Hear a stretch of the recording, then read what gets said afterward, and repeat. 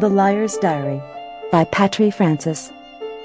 For my mother, Eleanor Heaney Duty, quite possibly the best person on earth, and in memory of my father, Richard Duty, who lived each day with zest and always came home with a great story.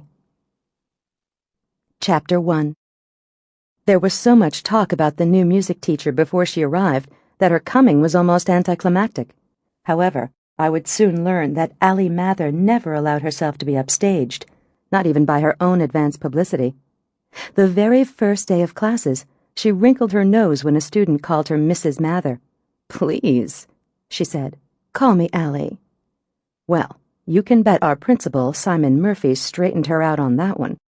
On the second day of school, the words Mrs. Mather appeared in huge block letters across her blackboard. Smiling ironically, Allie corrected herself.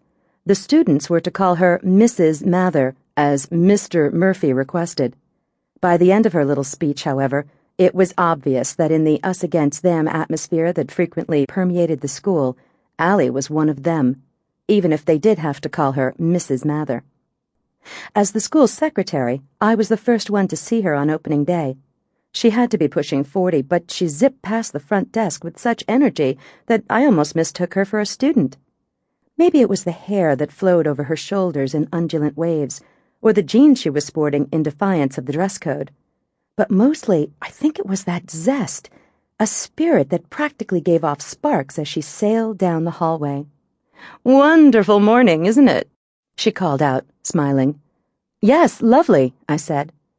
I came out from behind my desk, wondering what kind of person had the audacity to name a day that was cloudy and far too humid to be trapped in school wonderful. Avery Small, the janitor, who was usually too hungover to mutter more than a hello, stepped out of the supply closet and leaned on his broom. "Sure is a lovely day," he called after Allie, a smile breaking new ground on his face. "Finest one I've seen in a while." There was no mistaking his lascivious tone, or the gaze that was fixed distinctly on her ass. "Don't you have some work to do?" I said acidly. "A puddle of vomit to clean up or something?" But Allie just looked over her shoulder and flashed her most brilliant smile. The woman was nothing if not generous. Avery grumbled as he walked away with his broom. Meanwhile, I stood in the foyer and watched the new teacher like I was hypnotized. Her violin case swayed provocatively to the rhythm of her walk.